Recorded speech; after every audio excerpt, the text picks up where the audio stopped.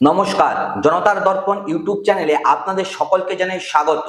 1992 সাল আমেরিকার প্রেসিডেন্ট নির্বাচন। সমস্ত এক্সিট পোল বলছে জর্জ বুশ আবারও জিতবেন। ফলাফল কি হলো? বিল ক্লিনটন জিতে গেলেন। 2016 সাল আবারও আমেরিকার প্রেসিডেন্ট নির্বাচন। সমস্ত সমীক্ষা বলল হিলারি ক্লিনটন জিতবেন, 90% একেবারেই নিশ্চিত। কিন্তু ফলাফল কি হলো? না, ডোনাল্ড ট্রাম্প জিতে গেলেন। এবার আসি 2021 সাল পশ্চিমবঙ্গে। রিপাবলিক বাংলা বলছে বিজেপি পাবে 188 থেকে 214টা আসন। আর ফলাফল কি হলো? তৃণমূল পেল 213টা আসন আর বিজেপি আটকে গেল 77টা আসনে। এই তিনটে ঘটনাই আপনাকে কিন্তু একটা কথাই বলছে, এক্সিট পোল একটা বিজ্ঞান নয়, এটা একটা রাজনীতি। আজকে আমরা সেই রাজনীতিটাই কিন্তু আপনাদের সামনে উন্মোচন করব, সংখ্যার তথ্যে, ইতিহাসের তথ্যে। চ্যানেলে নতুন হলে এখনই সাবস্ক্রাইব করুন, কারণ এই ভিডিওটা আপনার চিন্তার জগৎকে বদলে দিতে পারে। আজকের বিষয়টা বন্ধুরা শুধুমাত্র বাংলার নির্বাচন নিয়ে নয়, এটা কিন্তু আরো গভীর। এটা হলো কিভাবে মিডিয়া একটা দেশের গোটা গণতন্ত্রকে প্রভাবিত করতে পারে। আমরা আজকে চারটে বড় প্রশ্নের উত্তর কিন্তু খুঁজবো। নাম্বার 1, এক্সিট পোল কিভাবে কাজ করে এবং কেন এটা বারবার ভুল হয়। নাম্বার 2, বাংলার রাজনৈতিক সমীকরণ আসলে ঠিক কোন দিকে রয়েছে। নাম্বার 3, বিজেপির ব্যর্থতার পেছনে কোন কোন কারণ কাজ করছে। আর নাম্বার 4, আমাদের এখন ঠিক কি করা উচিত। এই চারটি প্রশ্নের উত্তর দিতে গিয়ে আমি আপনাদের কাছে এমন কিছু তথ্য রাখবো যেটা মূলধারার মিডিয়া কিন্তু আপনাদেরকে কখনোই বলবে না। এক্সিট পোলের ইতিহাস আর বিজ্ঞানের দিকে যাই প্রথমেই। একটু গভীরে গেলে আমরা দেখব এক্সিট পোল প্রথম শুরু হয়েছিল 1967 সালে। আমেরিকার সিবিএস নিউজ চ্যানেল প্রথম এই এক্সিট পোল ব্যবহার করে কেন্টাকির গভর্নর নির্বাচনে। উদ্দেশ্য ছিল একেবারেই মহৎ, ভোটের ফলাফল আসার আগেই একটা আনুমানিক ধারণা দর্শকদেরকে দেওয়া। কিন্তু যে পদ্ধতিতে এটা করা হয় সেটা হলো র্যান্ডাম স্যাম্পেলিং, মানে বুথের বাইরে দাঁড়িয়ে কিছু মানুষকে জিজ্ঞেস করো, তাকে ভোট দিলেন। এখানেই কিন্তু সমস্যা শুরু। প্রথম সমস্যা কি? না, স্যাম্পেল বায়াস। যারা কথা বলতে রাজি হন তারা একটা বিশেষ ধরনের মানুষ, যারা অস্বস্তি বোধ করেন বা ভয় পান তারা কিন্তু পালিয়ে যান। তাহলে স্যাম্পেলটা কি সত্যিই প্রতিনিধিত্বমূলক? দ্বিতীয় সমস্যা হলো সামাজিক চাপ। মনোবিজ্ঞানে একটা ধারণা আছে সোশ্যাল ডিজায়ারাবিলিটি বায়াস। এর বাংলা অর্থ হলো সামাজিক আকাঙ্ক্ষিত পক্ষপাত বা সামাজিক বাঞ্ছনীয়তার পক্ষপাত। সহজ কথায় এটি এমন একটি প্রবণতা যেখানে মানুষ তাদের প্রকৃত মতামত বা অভিজ্ঞতার কথা না জানিয়ে সমাজের চোখে বা অন্যের কাছে নিজেকে ভালো বা গ্রহণযোগ্য করে তোলার জন্য প্রশ্নের উত্তর দেয়। মানুষ সবসময় সেই উত্তরটাই দেয় যেটা সমাজে গ্রহণযোগ্য মনে হয়। বাংলার মতো রাজনৈতিক উত্তেজনাপূর্ণ পরিবেশে মানুষ সত্যি কথা বলতে কিন্তু এখনো ভয় পায়। তৃতীয় সমস্যা হলো ভৌগোলিক প্রতিনিধিত্ব। বাংলায় 294টি বিধানসভা কেন্দ্র, প্রতিটি কেন্দ্রের ভোটারের চরিত্র কিন্তু এক এক রকম। উত্তরবঙ্গের চা বাগানের শ্রমিকের রাজনৈতিক মানসিকতা আর দক্ষিণবঙ্গের সুন্দরবনের মৎস্যজীবী মানুষের মানসিকতা কখনোই এক নয়। এক্সিট পোল কি বৈচিত্র্যকে সত্যিই ধরতে পারে? চতুর্থ সমস্যা হলো নিয়োগকর্তার প্রভাব। যে সংস্থা এক্সিট পোল করছে তার অর্থায়ন কে করছে, তার মালিকানা কার? এই প্রশ্নগুলো কেউ কিন্তু জিজ্ঞেস করে না, কিন্তু এটাই হলো সবচেয়ে বড় প্রশ্ন। ভারতের বড় বড় মিডিয়া হাউসগুলোর মালিকানা কিন্তু কর্পোরেট জগতে, এবং সেই কর্পোরেট জগতের একটা বড় অংশ কিন্তু রাজনৈতিক ক্ষমতার সঙ্গে যথেষ্টভাবে সম্পর্কিত। তাহলে বন্ধুরা, এই মিডিয়া হাউসগুলো যখন এক্সিট পোল বার করে সেটা কি তখন নিরপেক্ষ থাকে? আপনারাই বিচার করুন। এবার আসি সংখ্যায়, কারণ সংখ্যা কখনো মিথ্যে কথা বলে না। আমি আপনাদের সামনে তিনটি নির্বাচনের তুলনামূলক বিশ্লেষণ দেব। প্রথমে আসি 2021 সালের পশ্চিমবঙ্গ বিধানসভা নির্বাচন নিয়ে। 2021 সালের বিধানসভা নির্বাচনের পর বিভিন্ন সংস্থার এক্সিট পোল কি বলেছিল সেটা একবার দেখুন। রিপাবলিক পি মার্ক দিয়েছিল বিজেপিকে 138টা থেকে 148টা আসন, তৃণমূলকে দিয়েছিল 128টা থেকে 138টা আসন। India today Axis my India দিয়েছিল বিজেপিকে 188 থেকে 214টা আসন আর তৃণমূলকে মাত্র 99 থেকে 111টা আসন। টাইমস নাও সি ভোটার বলেছিল বিজেপি 150 আর তৃণমূল 128। এই তিনটে সংস্থার মধ্যে কেউ বলছে বিজেপি 138, আবার কেউ বলছে বিজেপি 214। 76টি আসনের ফারাক, নিজেদের মধ্যেই এত পার্থক্য, তাহলে এর বিশ্বাসযোগ্যতা বন্ধুরা ঠিক কতটা? এবার বাস্তব ফলাফল দেখুন। তৃণমূল পেয়েছিল 213টা আসন, ভোট শতাংশ পেয়েছিল 47.94%, বিজেপি পেয়েছিল 77টি আসন আর ভোট শতাংশ ছিল 38.13%।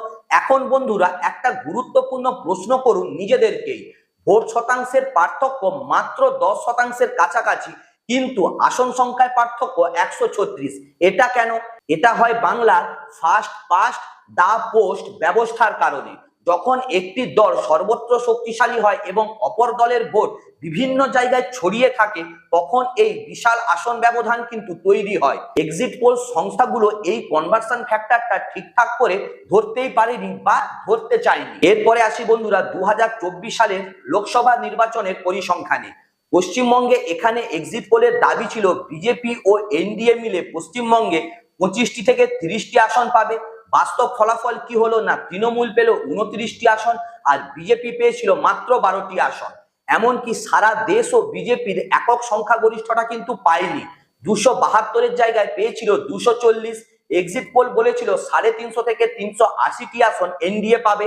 তাহলে বলুন এই সংখ্যাগুলো ঠিক কোথা থেকে আসে? শুধু ভারতে নয় বন্ধুরা, সারা পৃথিবীতেই এক্সিট পোল বারবার ব্যর্থ হয়েছে। 2015 সালে ব্রিটেনের সাধারণ নির্বাচনে সমস্ত এক্সিট পোল বলেছিল হ্যাং পার্লামেন্ট হবে। বাস্তবে কনজারভেটিভ পার্টি এককভাবে সংখ্যাগরিষ্ঠতা পেল। 2019 সালে ইসরায়েলের নির্বাচনে এক্সিট পোল সম্পূর্ণ উল্টো ফলাফল দিয়েছিল। তাহলে বন্ধুরা আপনারা নিশ্চয়ই একটা পার্থক্য অবশ্যই দেখতে পাচ্ছেন, যে দেশে যত বেশি রাজনৈতিক মেনুকরণ, এক্সিট পোল কিন্তু সেই সমস্ত দেশগুলিতে ততটাই বেশি ব্যর্থ হয়। বাংলা এখন সেই মেরুকরণের মাঝখানে দাঁড়িয়ে, এখানে এক্সিট পোল কতটা কার্যকর সেটা আপনারাই এবার বলুন। এরপরে আসি বন্ধুরা বাংলার সাইলেন্ট ভোট ফেনোমেনামে। এটা নিয়ে বিশেষভাবে আমি কিছু বলতে চাই। রাজনীতি বিজ্ঞানে একটা ধারণা আছে সাই ভোটার এফেক্ট বা লুক্কায়িত ভোটের প্রভাব। 1992 সালে ব্রিটেনে এটা প্রথম চিহ্নিত করা হয়। দেখা গিয়েছিল কনজারভেটিভ পার্টির অর্ধেক সমর্থক সমীক্ষকদের কাছে নিজেদের পরিচয় দিতে চায় না, কারণ সমাজে তখন কনজারভেটিভ সমর্থক অবাঞ্ছিত বলে মনে করা হতো। বাংলায় ঠিক উল্টো ঘটনা ঘটে। এখানে একটা বড় অংশের মানুষ আছেন যারা তৃণমূলকে সমর্থন করেন, কিন্তু প্রকাশ্যে বলতে ভয় পায়। কারণ বন্ধুরা তাদের পাড়ায়, তাদের কর্মক্ষেত্রে, তাদের পরিবেশে বিজেপির প্রভাব আছে। তারা সমস্যায় পড়তে চায় না, কিন্তু বুথের পর্দার আড়ালে গিয়ে তারা নিজেদের মনের কথা কিন্তু বলেন। এই সাইলেন্ট ভোটাররাই প্রতিবার এক্সিট পোলকে ভুল প্রমাণিত করছে। 2021-এ এরাই তৃণমূলকে কিন্তু 213টা আসন দিয়েছিল। এবারও কিন্তু এই সমস্ত সাই ভোটার আছেন।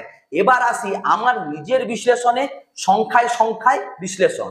বাংলায় একটা ঐতিহাসিক প্যাটার্ন আছে, যখন একটি দল 45%-এর বেশি ভোট পায় তখন তারা সাধারণত 200-র বেশি আসন পায়। 2011 সালে তৃণমূল পেয়েছিল 38.93%, আসন পেয়েছিল 148। 2016-তে তৃণমূল পেয়েছিল 44.91% ভোট আর আসন পেয়েছিল 211।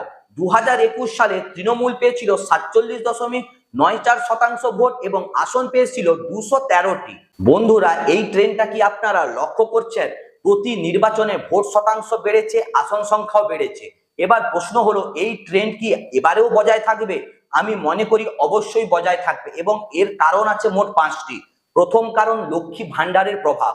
লক্ষ্মী ভান্ডার প্রকল্পে এখনো পর্যন্ত 2 কোটির বেশি পরিবার কিন্তু নথিভুক্ত, প্রতি মাসে তারা সরাসরি ব্যাংক অ্যাকাউন্টে টাকা পাচ্ছেন। রাজনৈতিক বিজ্ঞানে একটা ধারণা আছে incumbency advantage through direct benefit transfer. এর মানে যখন সরকার সরাসরি মানুষের কাছে পৌঁছায় তখন এই সরকারের প্রতি ভোটারের আনুগত্য বাড়ে। নাম্বার 2-এ আসছি নতুন ভোটারের প্রবণতা। 2021 থেকে এখনো পর্যন্ত বাংলায় প্রায় 40 লাখ নতুন ভোটার তালিকাভুক্ত হয়েছেন। এরা মূলত 18 থেকে 25 বছর বয়সী। এই বয়সের ছেলেমেয়েরা কার কথা জানে? তারা জানে কন্যাশ্রীর কথা, তারা জানে যুবশ্রীর কথা, তাদের মা লক্ষ্মী ভান্ডারের টাকা পর্যন্ত পান। এদের রাজনৈতিক স্মৃতিতে বিজেপি শাসনের কোনো অভিজ্ঞতা নেই, কিন্তু তৃণমূলের প্রকল্পের সুবিধা তারা প্রত্যক্ষ করেছে। এই নতুন ভোটারের একটা বড় অংশ কিন্তু তৃণমূলের দিকে ঝুঁকতে বাধ্য। তৃতীয় কারণ আসছি বিজেপির সাংগঠনিক দুর্বলতা।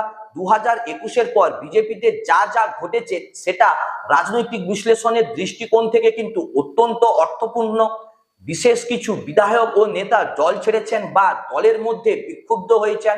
টিকিট বিতরণ নিয়ে অভ্যন্তরীণ ক্ষেত্রে এইবারের নির্বাচনে যথেষ্ট মনোমালিন্য লক্ষ্য করা গেছে। জেলায় জেলায় অন্তর্দ্বন্দ্ব, গোষ্ঠীকোন্দল তাদের সংগঠনকে ফাঁকা করে দিয়েছে। রাজনীতিতে একটা বড় কথা আছে, নির্বাচন জেতে না নেতারা, জেতে কর্মীরা। যে দলের কর্মী উৎসাহী সেই দলই বুথে বেশি ভোট টানতে পারে।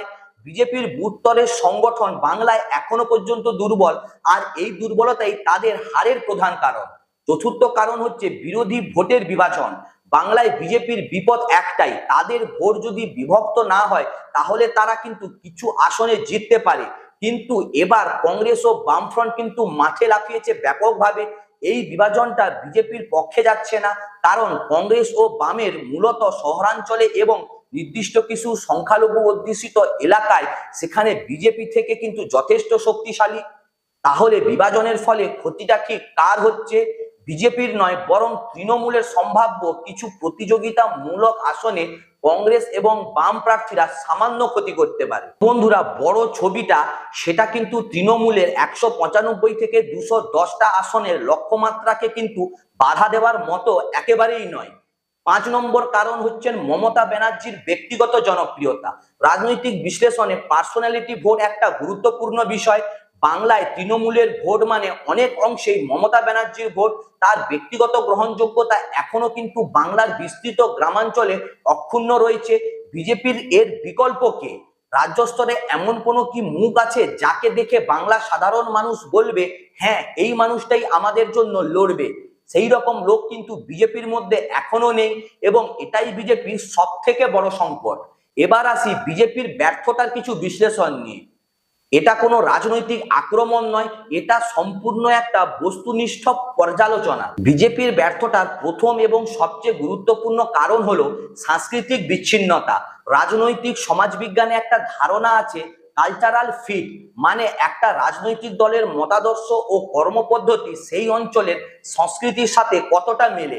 বাংলা সংস্কৃতি হলো বৌদ্ধিক আলোচনার সংস্কৃতি, বিতর্কের সংস্কৃতি, বৈচিত্র্যের সংস্কৃতি। বিজেপির হিন্দুত্ব মডেলটা মূলত উত্তর ভারতের সামাজিক কাঠামো থেকে উঠে আসা।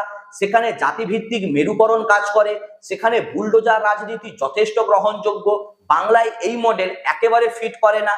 বাংলার হিন্দু ভোটার মন্দির চায়, কিন্তু সে তার মুসলিম প্রতিবেশীর সঙ্গে পাশাপাশি থেকে আছে শতাব্দীর পর শতাব্দী ধরে। দুর্গাপুজোর সময় মুসলিম বন্ধু আনন্দ করে, ঈদের সময় হিন্দু বন্ধু বিরিয়ানি খায়। এই সামাজিক বাস্তবতাকে উপেক্ষা করে শুধু বিভাজনের রাজনীতি কিন্তু বাংলায় একেবারেই টেকছে না। বিজেপির ব্যর্থতার দ্বিতীয় কারণ হলো সিএএ এর প্রতিশ্রুতি ও বাস্তবতার ফাঁকে সিএএ বা নাগরিকত্ব সংশোধনী আইন নিয়ে বিজেপি মতুয়া সমাজকে একটা বড় প্রতিশ্রুতি দিয়েছিল। মতুয়া হলেন মূলত বাংলাদেশ থাকা একটি বড় অংশের হিন্দু সম্প্রদায়। বাংলায় তাদের ভোট প্রায় 30 থেকে 35টি বিধানসভা আসনে নির্ণায়ক। বিজেপি বলেছিল সিএএ কার্যকর হলে তাদের নাগরিকত্ব সমস্যা একেবারে মিটে যাবে, তারা আশায় ছিল। কিন্তু এখনো পর্যন্ত কতজন মতুয়া সত্যিকারের নাগরিকত্বের কাগজ পেয়েছেন? আইন হয়েছে, কিন্তু বাস্তব প্রয়োগে গড়িমসি কেন? মতুয়া সমাজের একটা বড় অংশ এখন মনে করছে তারা ব্যবহৃত হয়েছে, এবং এই অনুভূতিটাই তাদের ভোটের সিদ্ধান্তকে প্রভাবিত করতেই পারে। তৃতীয় ব্যর্থতা হচ্ছে নারী নিরাপত্তার মিথ্যে ন্যারেটিভ। বিজেপি বারবার বলছে বাংলা মহিলাদের জন্য কিন্তু নিরাপদ নয়, কিন্তু বন্ধুরা এনসিআরবির রিপোর্ট কি বলছে না, তথ্য অনুযায়ী মহিলাদের বিরুদ্ধে অপরাধের সংখ্যার নিরিখে শীর্ষ রাজ্যগুলির মধ্যে বারবার উঠে আসছে উত্তরপ্রদেশ, রাজস্থান, মধ্যপ্রদেশের মতো বিজেপি শাসিত রাজ্যের নাম। পশ্চিমবঙ্গের জনসংখ্যা উত্তরপ্রদেশের প্রায় অর্ধেক, কিন্তু ধর্ষণের ঘটনার সংখ্যায় উত্তরপ্রদেশ বাংলার চেয়ে অনেক বেশি গুণ এগিয়ে। এই তথ্যগুলো মূলধারার মিডিয়ায় প্রায় আসেই না, কিন্তু মানুষের কাছে এই তথ্যগুলো পৌঁছানো অবশ্যই দরকার। 4 নম্বর ব্যর্থতা, উন্নয়নের বিকল্প নেই। ডবল ইঞ্জিন সরকার স্লোগানটা বাংলায় কাজ করছে না, কারণ মানুষ জিজ্ঞেস করছে যে রাজ্যগুলিতে বিজেপি ডবল ইঞ্জিন সরকার চালাচ্ছে সেখানকার সাধারণ মানুষের অবস্থা কেমন? উত্তরপ্রদেশের কৃষক কি সমৃদ্ধ হয়েছে? বিহারের যুবক কি কর্মসংস্থান পেয়েছেন? ত্রিপুরার সরকারি কর্মচারীরা কি কেন্দ্রীয় হারে তাদের বেসিক পে পেয়েছেন, বেতন পেয়েছেন? এই প্রশ্নের উত্তরগুলো যখন না, তখন বাংলার মানুষ কেনই বা বিজেপিকে ভোট দিয়ে জেতাবে? লক্ষ্মী ভান্ডারের বিরুদ্ধে বিজেপির কাছে কি প্রকল্প আছে? বিকশিত ভারত স্লোগান, এই স্লোগান দিয়ে কিন্তু পেট ভরে না। এরপরে আসি আসাম এবং ত্রিপুরার শিক্ষা। এটা নিয়ে একটু গভীরে যাই। আসামে গত কয়েক বছরে বাংলাভাষী হিন্দু মানুষদের অভিজ্ঞতা কেমন, এনআরসির নামে তাদের নাগরিকত্ব নিয়ে টানাটানি, তাদের ছেলেমেয়েরা ডিটেনশন ক্যাম্পে ভয় বড় হচ্ছে, ত্রিপুরায় বিজেপি এসেছিল পরিবর্তনের প্রতিশ্রুতি নিয়ে, কিন্তু শিক্ষকদের চাকরি গেছে, সরকারি কর্মচারীরা বেতন পাচ্ছেন না, সাংবাদিকদের মুখ বন্ধ করার প্রচেষ্টা চলছে। এই মানুষগুলো এখন বাংলার আত্মীয় পরিজনকে ফোন করে বলছেন, ভাই সাবধান থেকো, আমাদের মতো ভুল একেবারেই করো না। এই মুখের কথাটা কোনো এক্সিট পোলে কিন্তু ধরা পড়ে না, কিন্তু বুথে গিয়ে ভোট বাক্সে ধরা পড়ে। এবার কিছু ব্যবহারিক কথা বলবো, যারা মাঠে আছেন, যারা দলের কর্মী, তাদের উদ্দেশ্যে। এক্সিট পোলের আসল যুদ্ধটা ভোটের নয়, এটা হচ্ছে মনোবলের যুদ্ধ। মনোবিজ্ঞানে ব্যান্ড ওয়াগন এফেক্ট বলে একটা ঘটনা আছে। মানুষ স্বভাবতই জয়ীদের দিকে ঝোঁকে। যখন মিডিয়া বলে বিজেপি দিচ্ছে, তখন কিছু দোদুল্যমান মানুষ ভাবে বিজেপি তাহলে ভালো, এবং বিপরীত দিকে তখন তৃণমূল কর্মীদের মনোবল হারায়, তখন তারা গণনার দিন সতর্ক থাকতে পারে না। এই দুটো প্রভাবকে মোকাবিলা করতে হবে। কিভাবে করতে হবে না, তথ্য দিয়ে, 2021-এর উদাহরণ দিয়ে মানুষকে মনে করিয়ে দিন যে এক্সিট পোল আগেও অনেকবার ভুল প্রমাণিত হয়েছে। শুধুমাত্র ভারতবর্ষ নয়, আমেরিকা থেকে ইসরায়েল পর্যন্ত অনেক আন্তর্জাতিক দেশেও বারবার এক্সিট পোল মুখ থুবড়ে পড়েছে। প্রযুক্তিগত দিক থেকে ইভিএম এ কারসাজির সম্ভাবনা নিয়ে বিতর্ক আছে, আমি সেই বিতর্কে একেবারেই যাব না। কিন্তু একটা কথা বলবো, যে কোনো পদ্ধতিতেই হোক স্ট্রং রুম সুরক্ষিত রাখা গণতন্ত্রের দায়িত্ব। প্রতিটা স্ট্রং রুমের বাইরে দলীয় প্রতিনিধি রাখুন, রাত দিন, কোনো ফাঁক ফোকর নয়। গণনা কেন্দ্রের কৌশলটা নিয়ে এবারে একটু আপনাদেরকে বলি। গণনার দিন একটা কথা মাথায় রাখবেন, প্রথম কয়েক রাউন্ডে পোস্টাল ব্যালট কিন্তু গোনা হয়, এবং পোস্টাল ব্যালটে অনেক সময় বিজেপি এগিয়ে থাকে, কারণ কেন্দ্রীয় বাহিনীর সদস্যরা পোস্টাল ব্যালটে ভোট দেন। যারা ভোটের ডিউটি পড়েছিল, পুলিশ, এরাও কিন্তু পোস্টাল ব্যালটে ভোট দেন। মিডিয়া এই শুরুর ট্রেন্ডকে দেখিয়ে বলবে বিজেপি এগিয়ে, এতে কিন্তু একেবারেই বিচলিত হবেন না। আসল ছবি পরিষ্কার হয় 5টা থেকে 7টা রাউন্ড গণনার পর। যদি কোনো অনিয়ম দেখেন, সঙ্গে সঙ্গে রিটার্নিং অফিসারকে লিখিত অভিযোগ দিন। মৌখিক অভিযোগ গৃহীত নয়, প্রমাণ করা সম্ভব নয়। ফর্ম 17C সংরক্ষণ করুন। প্রতিটা বুথের ভোটার সংখ্যার সাথে গণনার মিলন করুন। এই সতর্কগুলো পালন করলে যে কোনো অনিয়মকে আইনি পথে কিন্তু চ্যালেঞ্জ করা সম্ভব। বন্ধুরা, আমি আজকে অনেক দীর্ঘ পথ হেঁটেছি। আমরা দেখিয়েছি এক্সিট পোল কিভাবে কাজ করে এবং কেন বারবার ভুল হয়। আমরা দেখেছি 2021, 2024-এর ইতিহাস। আমরা বিশ্লেষণ করেছি বিজেপির 5টি মৌলিক দুর্বলতা নিয়ে। এবার আমি আপনাদের একটা চিন্তার খোরাক দিতে চাই। গণতন্ত্রের দুটো যুদ্ধ হয়, একটা হয় বুথে ভোটের দিন, আরেকটা হয় মাথায় ভোটের আগে এবং পরে। এক্সিট পোল হলো সেই দ্বিতীয় যুদ্ধের একটা অস্ত্র। মানুষের মাথায় একটা ধারণা তৈরি করা হয় যে হেরে গেছে, সব শেষ। কিন্তু বন্ধুরা, বাংলার মানুষ ইতিহাসে বারবার দেখিয়েছে তাদের মাথায় অন্যরা চিন্তা ঢুকিয়ে দিতে কিন্তু একেবারেই পারে না। তারা নিজেরাই ভাবে, নিজেরাই সিদ্ধান্ত নেয়। 1977-এ তারা জরুরি অবস্থার বিরুদ্ধে রায় দিয়েছিল। 2011-তে তারা দীর্ঘ বাম শাসনের বিরুদ্ধে রায় দিয়েছিল। 2021-এ বাইরের শক্তির বিরুদ্ধে বাংলার মানুষ রায় দিয়েছিল। প্রতিবার বাংলার মানুষ নিজের বিবেককে মেনে চলেছে, এবারেও কিন্তু চলবে। এটা হলো আমার একেবারে শেষ কথা। এক্সিট পোল দেখে হতাশ হবেন না, এক্সিট পোল দেখে উল্লাসও করবেন না। শুধু একটা কাজ করবেন, সতর্ক থাকুন, শেষ মুহূর্ত পর্যন্ত অপেক্ষা করুন। কারণ বন্ধুরা, গণতন্ত্র রক্ষা করার দায়িত্ব শুধুমাত্র নেতাদের নয়, এটা আমার, আপনার, প্রতিটা সচেতন নাগরিকের প্রধান কর্তব্য। তো আপনাদের কাছে একটা প্রশ্ন রেখে যাচ্ছি, আপনাদের মতামত আগামী নির্বাচনে কে জিততে পারে আমার কমেন্ট সেকশনে অবশ্যই জানান। ভিডিওটি ভালো লাগলে লাইক, কমেন্ট এবং শেয়ার করবেন। চ্যানেলটিকে অবশ্যই সাবস্ক্রাইব করবেন। দেখা হচ্ছে পরের ভিডিওতে। নমস্কার।